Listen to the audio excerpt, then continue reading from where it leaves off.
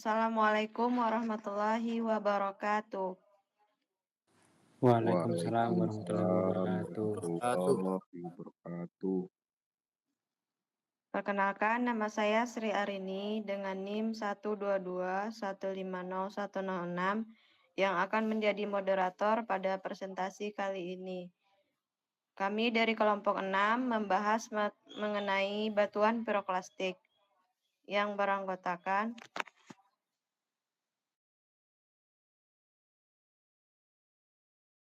Izin masuk, izin memperkenalkan diri. Perkenalkan, nama saya Hanafi Adinata dengan NIM 12217500082 dari Program Studi Teknik Geologi Angkatan 2022.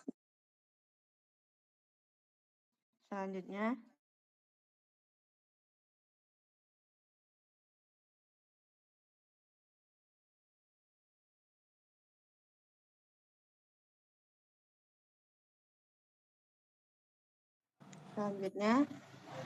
Izin memperkenalkan diri, perkenalkan saya Novarik Kiramatullah dengan NIM 121150062 dari Teknik Geologi Angkatan 2022.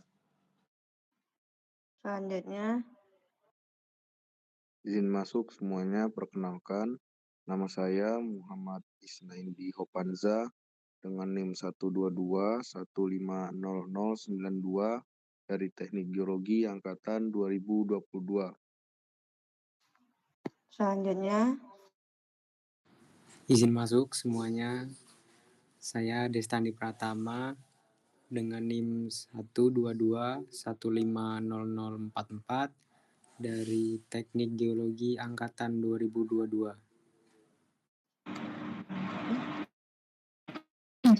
Izin masuk sebelumnya, izin memperkenalkan diri. Nama saya Priscilla Octavia dengan NIM 122150016 dari Teknik Geologi Angkatan 2022. adapun yang menjadi outline pada batuan piroklastik, yang pertama adalah definisi piroklastik, yang kedua piroklas, piroklastik dan tefra, yang ketiga klasifikasi batuan piroklastik, yang keempat pembentukan batuan piroklastik, yang kelima skoria dan pumice, dan yang terakhir adalah studi kasus proses pembentukan batuan piroklastik. Pokok bahasan. Yang pertama adalah definisi piroklastik. Batuan piroklastik adalah batuan yang tersusun oleh fragmen hasil erupsi vulkanik secara eksplosif. Tekstur batuan dikatakan piroklastik apabila pada batuan tersebut terdapat butiran fenokris dan massa dasar mirip dengan porfiritik. Namun, di bawah mikroskop terlihat bahwa butiran-butirannya lebih banyak pecah-pecah daripada kristal saling mengunci. Tekstur ini terjadi akibat erupsi ledakan material berukuran debu dihembuskan ke atas. Di udara terbentuk mineral dan gelas, bercampur sebagai material yang panas. Bila diendapkan pada saat masih panas, material-material tersebut saling merekat satu sama lain. Selanjutnya akan dibacakan oleh Chansa.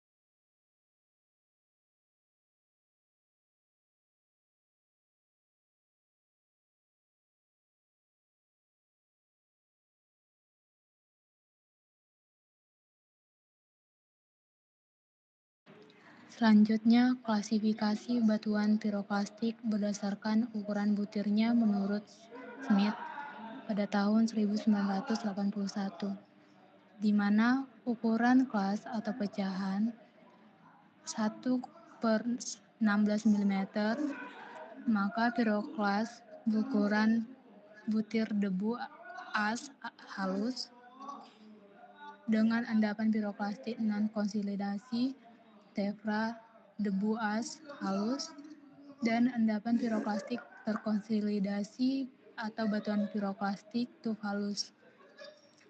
Ukuran 1/16 mm sampai 2 mm piroklas batuan debu as kasar, endapan piroklastik non-konsolidasi tefra debu as kasar, endapan piroklas mm sampai 64 mm membentuk piroklas lapili, endapan piroklastik non-konsolidasi tefra, lapisan lapili atau tefra lapili, endapan piroklastik konsolidasi, batuan piroklastik membentuk batuan lapili. Ukuran butiran 2 mm, maksudnya lebih besar dari 64 mm, membentuk piroklas blok jika sudutnya menyudut, bom jika sudutnya membuntar. Endapan piroklastik non-konsolidasi tefra membentuk aglomerat, lapisan blok atau bom, dan atau blok atau bom tefra. Endapan piroklastik terkonsolidasi membentuk batuan piroklastik yaitu aglomerat dan breksi piroklastik. Next. Berikut klasifikasi batuan piroklastik secara mikroskopis menurut Petitjohn tahun 1975, di mana terdiri dari 3 komponen, yaitu gelas, kristal, dan fragmen batuan. Next. Ini adalah contoh jika kita menggunakan klasifikasi batuan piroklastik secara mikroskopis menurut Petitjohn. Jika komposisi gelas 75%, maka dalam plot ditandai dengan warna hijau. Jika komposisi kristal ada 25%, ditandai dengan warna merah. Fragmen batuan 25% ditandai dengan warna biru. Maka didapat nama batuan tersebut adalah tuf gelas.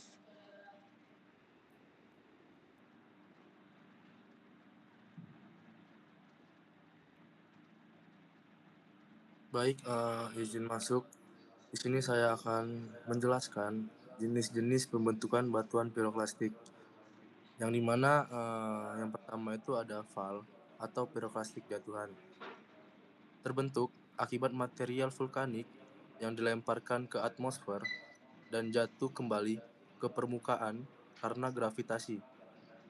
Materialnya biasanya terdistribusi secara melingkar di sekitar kawah mengikuti topografi, dengan ukuran butir yang menghalus dan lapisan yang menipis. Contohnya adalah abu vulkanik dan lapili. Next. Kemudian yang kedua itu ada flow. Flow itu atau bisa disebut piroklastik aliran, yang dimana terbentuk akibat aliran bakteri kan,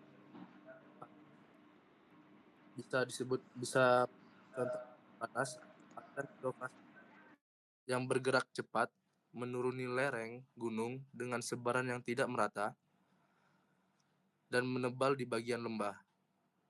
Terdiri dari lapili vesikuler dan debu dengan sortasi yang buruk dan butiran yang menyudut. Next. Kemudian yang ketiga ada surge. atau piroklastik lontaran, yang dimana piroklastik lontaran ini terbentuk dari material yang bergerak lateral atau mendatar dengan kecepatan yang tinggi akibat ledakan erupsi gunung api eksplosif dan mengalir dalam turbulen gas yang panas. Piroklastik surge ini biasanya lebih encer daripada aliran piroklastik dan memiliki pola penyebaran yang lebih luas.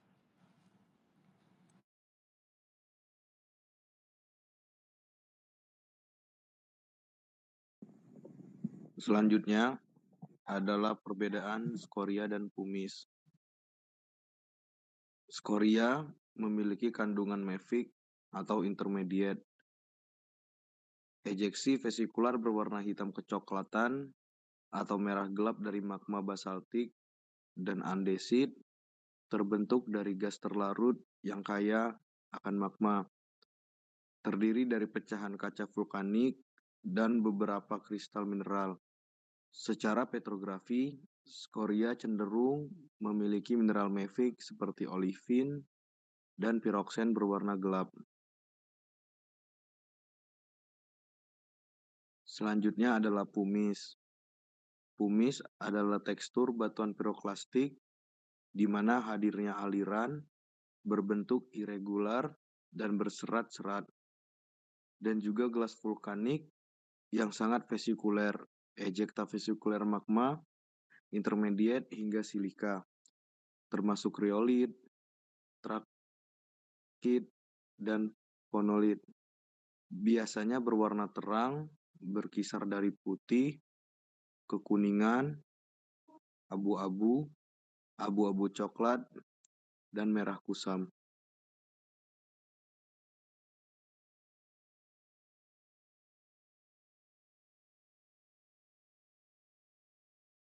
Weldatuff. Di definisi Weldatuff yaitu batuan piroklastik aliran yang telah terlitifikasi dan merupakan bagian dari igneous rate atau batuan yang disusun dari endapan material aliran debu. Nah, untuk Weldatuff ini keterdapatannya itu biasanya berada di daerah zona pengendapan material vulkanik. Untuk konsentrasi unsur dominan yaitu SiO2. Proses pembentukan material piroklastik yang terendapkan dan membentuk massa yang padat dan membuat struktur batuan yang kuat. Next.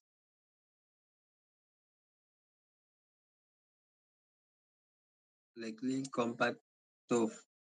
Definisi. Penampakan pada sayatan tipis dari tekstur ini adalah kebalikan dari tekstur purely welded tuff, yang dimana pecahan-pecahan gelas belum mengalami deformasi atau perubahan. Untuk keterdapatannya itu juga berada di daerah aliran vulkanik. Konsentrasi unsur dominan yaitu memiliki magnesium yang lebih tinggi dari silika. Proses pembentukannya itu terendapkan dengan proses kompaksi yang ringan.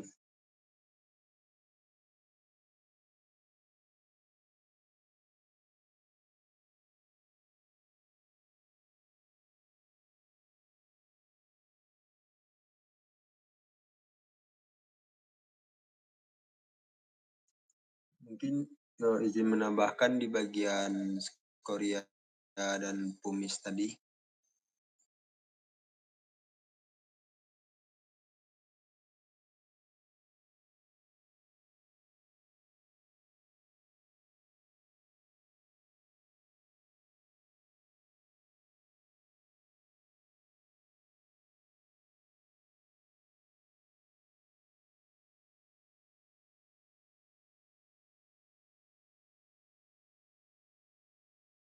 Oh, izin masuk.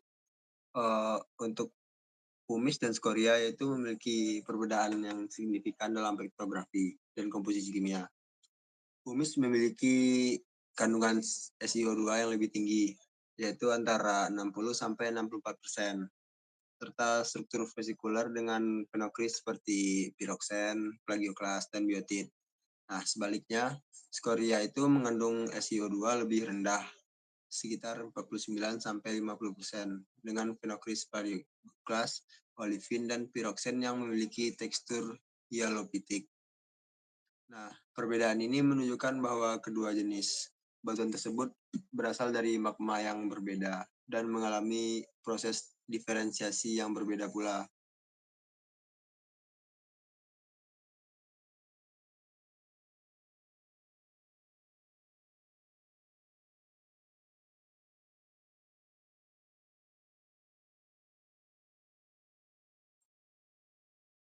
Izin menambahkan juga dari perbedaan antara tekstur, pumice, dan skoria. Pumice memiliki tekstur yang sangat berpori, ringan, dan dapat mengapung di air. Porositas ini disebabkan oleh gelembung gas yang terperangkap selama pendinginan lava yang sangat cepat. Pada skoria, meskipun juga memiliki porositas, skoria memiliki ukuran gelembung yang lebih besar dibanding pumice. Karena memiliki ukuran gelembung yang lebih besar dibanding pumice, maka skoria memiliki tekstur yang lebih kasar dan cenderung lebih padat dibanding pumice. Perbedaannya, pumice merupakan batuan yang memiliki pori dan porositas dan dapat mengapung di air, sedangkan skoria batuan yang memiliki tekstur yang lebih kasar, lebih padat, dan tidak dapat mengapung di air.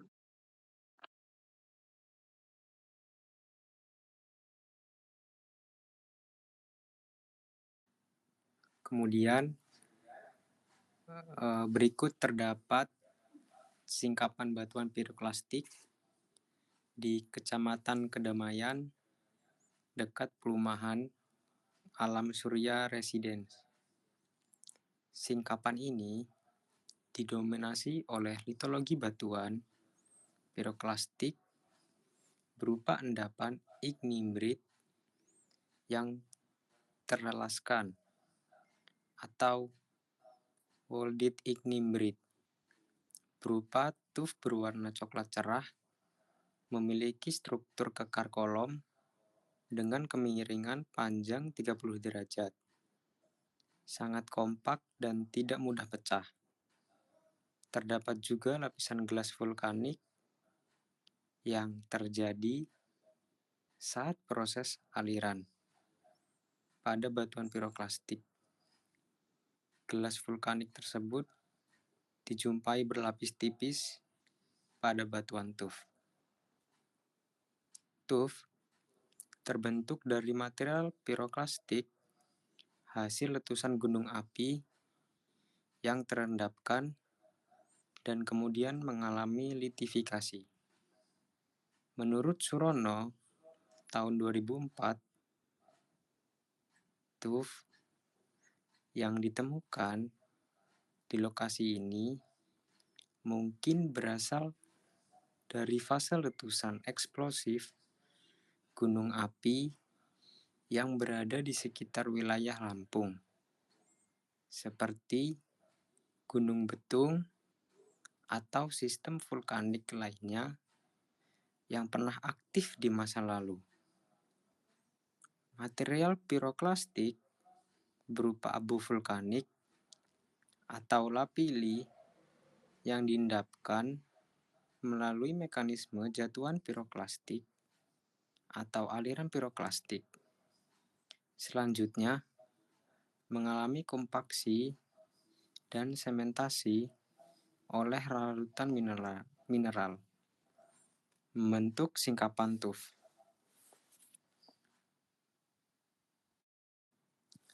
Kemudian kesimpulan yang dapat diambil dari penjelasan kali ini yaitu 1. Perbedaan utama pumice dan skoria terdapat pada komposisi mineral dan hadirnya tekstur khusus pada pumice, yaitu aliran berbentuk irregular dan berserat-serat. Yang kedua, jenis pembentukan batuan piroklastik ada aliran, jatuhan, dan surge. Berikut merupakan daftar pustaka yang didapat saat pembuatan PowerPoint ini.